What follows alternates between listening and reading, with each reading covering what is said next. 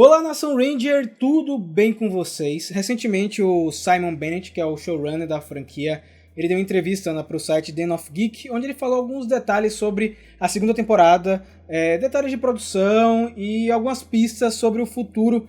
Eu acho que são elementos que a gente tem que ficar atento, assim, que a produção vai soltando, assim, em entrevistas e bate-papos. A gente tende a ficar de olho em grandes sites de notícia, né, redes sociais de coisas grandes, tipo Netflix e tal, e às vezes esquece que o pessoal que trabalha nessas produções também tem redes sociais, também é chamado para entrevistas, e às vezes nesses locais aí eles acabam soltando algumas informações. E a gente vai deixar aqui na descrição do vídeo a entrevista em inglês, tá? Hoje aqui no canal a gente vai trazer os principais pontos, mas o bate-papo é muito bacana, né? Fala sobre a Izzy, sobre todos os personagens em geral, mas hoje a gente vai falar um pouco sobre a parte técnica. Mas antes, você vai ter que se inscrever aqui no canal para continuar acompanhando as novidades com a gente. Verdade, vai fazer parte do Squad do Poder para você acompanhar todas as novidades de Power Rangers aqui com a gente. Para começar nosso Papo Ranger de hoje, Ana, trazendo a passagem que ele abre a entrevista e que me chamou muita atenção e muita gente nas redes sociais também, ele comentou que o plano original de Dino Fury seria de ter apenas uma temporada, 22 episódios apenas. Você consegue traçar alguma teoria, Ana, por que seria apenas uma temporada? Bom, primeiro porque não estava contando com a pandemia, né? Então provavelmente seria a última série, eles iriam encerrar e iam partir para as produções novas na Netflix. Só que aí entrou, né, o que a gente já sabe, Covid-19, e acabou atrasando tudo de novo. E você começar uma produção que é nova no sentido de eu nunca produzi essa coisa antes, é você entrar no incerto. É verdade. E a série de TV tem aí quase 30 anos sendo produzida da mesma forma. Sabe o que ele comenta, Ana? Que quando eles receberam o aviso que teriam 2 temporadas, o enredo da única temporada já estava 2/3 prontos. Eles tiveram que espalhar a temporada em 44 episódios, né? Diluir a história para não deixar fillers, para deixar tudo nos conformes, mas teve que fazer uma mudança, um retrabalho em cima daquilo. Porque eles pensaram numa história para 20 e poucos capítulos, que viraram 40 e poucos capítulos. Então eles tiveram que fazer mais algumas coisas, né? Eu concordo com você, acho que foi realmente isso, Ana. A pandemia atrasou e Dino Fury era para terminar em uma temporada apenas. Mas olha só, tá ficando muito legal o que eles estão fazendo, né? Eles conseguiram dar uma estendida muito boa e você não sente que tem barriga na temporada, tá tudo bem amarradinho. Depois dessa parte de Dino Fury ter apenas uma temporada, o Simon começou a falar sobre a liberdade que a Hasbro deu para a equipe de produção como um todo, não só para o Simon, para todo mundo, roteirista, etc. E eu acho, Ana, que liberdade criativa, a gente já começou a perceber isso em Beast Morphers, principalmente na segunda temporada. Dá pra perceber que eles tiveram várias liberdades pra chamar participações e até pra ligar várias partes da história com a lore de Power Rangers. Então a gente teve várias ligações legais sendo feitas e isso só ampliou em Dino Fury, né? Com a gente tendo ligações diretas com os quadrinhos, coisas que a gente não tinha visto ainda em série de TV sendo colocadas em tela. Então é notável a liberdade que eles tiveram. Exatamente, né? Beast Morphers foi um aperitivo e Dino Fury veio com esse grande prato principal, como você comenta aqui no canal, né, Ana? Essa alegoria com comidas, referências, né? E ele fala realmente, teve mais liberdade para episódios conectados, uma trama maior, porque antigamente os episódios eram mais contidos, o formato mesmo de televisão, onde você não precisava necessariamente ver os episódios em ordem, só os primeiros e os últimos. Nesse caso, em Dino Fury, principalmente na segunda temporada, você precisa acompanhar todos, um atrás do outro. Isso é uma coisa que é característica da televisão, né, não do serviço de stream. Porque você poderia perder os episódios. Era assim, né, gente? Você que é mais novo, se você perdesse, às vezes você nunca mais ia conseguir assistir aquele episódio. Verdade. Ia depender de reprise. E se você tivesse um compromisso exatamente na hora do seu programa, você não iria conseguir assistir. Hoje isso não faz mais sentido, até porque as televisões gravam. Então mesmo que você esteja assistindo TV que não seja stream, você pode gravar o episódio. É muito mais fácil você ter acesso. Outros tempos, né, Ana? Na internet, enfim. E tem o serviço de stream que tá tudo lá disponível, ou seja, você pode conectar a história de uma maneira melhor, porque a pessoa vai assistir e não vai perder aquele episódio. Engraçado que tudo que você falou foi o que o Simon comentou na entrevista, né? O stream mudou muito como a gente consome esses novos materiais. Ele também falou, Ana, que nessa temporada os vilões têm motivações mais complexas e nós tivemos abordagens em áreas mais cinzas. Não foi aquilo só do bem e do mal. Tem esse meio termo, na verdade, em Dino Fury. A gente já viu isso abordado em algumas outras temporadas, né? Com vilões que, na verdade, não eram vilões, que eram um meio termo ali, um anti-herói, enfim. E eu acho que Dino Fury trabalha isso muito bem na figura do Void Knight. Eu acho que ele quebra a sua expectativa com a chegada da Void Queen. Então, realmente, você, na verdade, não fica contra nem a favor de ninguém, porque você quer ver a resolução da história. Até porque a gente sabe que a Void Queen tem a motivação pra fazer o que fez. Então, fica meio assim, você fica preso até o fim pra saber se você vai realmente ficar contra o vilão. Isso que você fala, Ana, também vai de conformidade com outra coisa que ele comenta, né? A gente teve personagens mais complexos.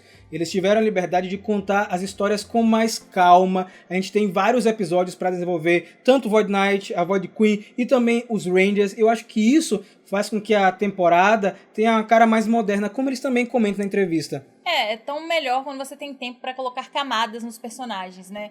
Não é só aquela coisa ali do dia a dia daquele episódio e acabou. Você consegue se prender à história por trás daquele personagem. Eu acho que eles conseguiram fazer isso. Se eles mantivessem a série de TV, eu acho que eles iriam aprimorar isso cada vez mais. Mas, enfim, por enquanto a gente não vai ter, né? E aí ele comenta isso, Ana, que a ideia de Dino Fury, pra finalizar, é que fosse uma temporada que não só cativasse o público-alvo, que são as crianças, mas também meio que fisgar o público mais velho, que às vezes se sente distante de uma temporada, e trazer um ar mais moderno, porque ele sentia que Power Rangers poderia virar um produto datado, precisava de uma temporada mais dinâmica, com um enredo mais constante. Eu acho que ele conseguiu, eu acho que ele e a equipe dele conseguiram isso. Acho que muita gente voltou a se reconectar com Dino Fury, com Power Rangers, por causa da temporada. Vemos muitas pessoas elogiando. E eu acho que também o fato de eles usarem elementos que foram desenvolvidos nos quadrinhos, que são histórias mais maduras, não é, né, nada violento, mas é mais madura a construção da narrativa, também melhorou a série de TV. Porque eu acho que você trazer pouco da narrativa mais madura ajuda na fluidez lá da temporada. Agora teve também momentos da entrevista para fãs mais hardcores, aqueles que querem saber o que vai acontecer, ou que alguma pista que ele deixou na entrevista, nas entrelinhas. Ele comentou que a gente vai entender as reais motivações da Santaura ainda nessa segunda temporada, porque nesses 11 primeiros episódios nós tivemos a entrada dela, mas ainda não sabemos o que é que aconteceu com ela para ela estar tão maligna, né? A gente tem as teorias, né? Pelo que a gente tá conversando, provavelmente eles perderam alguém, né? Talvez um filho, alguma coisa assim. Então isso faz com que ela tome atitudes extremas, né? Então pode ser, porque isso é uma teoria apenas, mas eu estou muito animada para ver, assim, qual vai ser realmente a resolução, né? Tô curioso, viu? E ele parece que tá se divertindo vendo a galera nas redes sociais teorizando. Outra coisa que ele também comentou que eu gostei bastante é sobre os easter eggs e referências de temporadas passadas. Ele comentou que isso é para criar a sensação de universo, que muita gente gosta, eu acho que a maioria dos fãs gosta disso, porque é a sensação de continuidade, e que também ainda não colocou esses easter eggs e referências de forma forçada, de forma diluída e natural para não atrapalhar o enredo. Se é um universo ali único, um universo pelo menos, um multiverso que conversa bastante um com o outro, eu acho que tem que existir esses elementos, porque essas temporadas, essas equipes de Rangers, elas realmente existiram e eles têm que agir como se elas existissem, não é fingir que não tá lá ou botar personagens que não sabem o que é um Power Ranger, por exemplo, não faz sentido. Verdade. Então você criando esses pontos de referência, você cria aquele entendimento de que, poxa, isso aqui é algo muito maior. E respeita o fã também, né? E respeita o fã que tá ali acompanhando toda a parte de história desde o início. A gente vê uma referênciazinha do Steel, né, numa musiquinha do Levi, é tão bacana quando acontece isso, né? E no final do bate-papo teve a grande surpresa aí pra muita gente, acho que não tão surpresa pra gente que acompanha o Mega Power Brasil, pra vocês que acompanham, que a gente comentou isso recentemente nas redes sociais, perguntaram pra Simon planos para o futuro. Né? Ele, no momento que estava na entrevista, né, ele estava mixando o último episódio de Dino Fury. Ele falou que assim que terminasse essa mixagem, iria tirar um período de férias, porque a era de Dino Fury terminou com ele. E aí, o que você acha que isso quer dizer? Eu acho que quer dizer que, por enquanto, ele como produtor, assim, o cara que vai lá e faz tudo, né, tá em tudo, vai dar uma pausa, porque a gente sabe que para produzir uma série da Netflix, às vezes eles precisam de outro tipo de produtor. Eu acho que ele vai entrar como um produtor executivo nas novas produções, que é aquele produtor que vai ajudar no direcionamento das produções, mas ele não vai ser aquele cara que tá lá fazendo literalmente tudo. A gente sabe do rumor também, né, que Rafa vai comentar agora, que provavelmente ele vai voltar a trabalhar lá para agosto, setembro. Né? Mas, assim, esse período de férias que ele tá falando talvez seja até lá. Exatamente, né? A gente sabia que vai ter esse projeto misterioso com a Iena, esse aniversário de 30 anos que o Billy vai aparecer. Eu acredito, né, que por ser um material ainda na Nova Zelândia, com a Iris Hampton como casting, toda essa equipe que a gente já conhece, talvez esse seja o último trabalho do Simon Bennett no formato que a gente conhece. Como você falou muito bem, é só em agosto que começam as gravações. Então a gente tem aí esse período para ele dar uma relaxada, descansar um pouquinho, porque foi uma bateria muito grande aí de episódios. E numa situação estressante que foi a parte do Covid, eles tiveram que gerenciar muita coisa nova, além do que já é uma produção normal. Então, cuidar da saúde de todos os envolvidos, que não são só atores, dublês, são toda a equipe que faz a série acontecer, deve ser muito estresse. E é um descanso de meses aí merecido. E esperamos que ele esteja de volta, sim, tanto nessa produção de 30 anos misteriosa aí, quanto também nas próximas produções da Netflix. Por favor, deixem o Simon com a gente. Mesmo que não seja ali agindo diretamente, mas ajudando a gerenciar, porque é uma pessoa que tem muito conhecimento, uma pessoa que tem esforço, pesquisa, ama a franquia e que pode ajudar nessas novas produções. E no finalzinho, o Ana, ele falou assim que não pode contar, porque vem logo em seguida, mas há muito para ler online de teorias, se você tiver interessado. Eu acho que ele deixou a entender que tem muita coisa que já vazou aqui e ali que faz sentido com o que vai sair no ano que vem. Então ele permite ficar antenado. Então fica antenado aqui no Mega Power.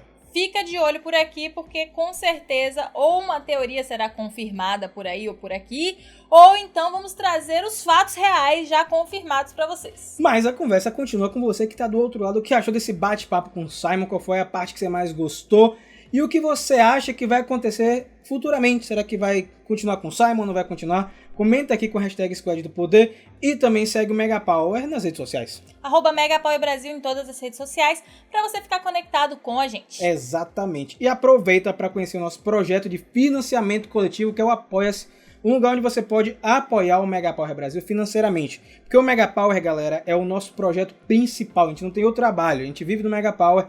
Então a gente quer dar continuidade, ampliar o projeto e você pode ajudar a gente. Com certeza, você escolhe um valor que caiba no seu bolso e vem fazer parte dessa galera que dá esse passo a mais, além da compartilhada, além da curtida, do comentário, que tá aqui ajudando a manter esse projeto. Exatamente, Ana, como o Rodrigo Lins e Rafael de Paula, que já fazem parte dessa equipe fantástica que acompanha e apoia o Mega Power Brasil. É isso, galera, nos vemos muito em breve e que o poder o proteja.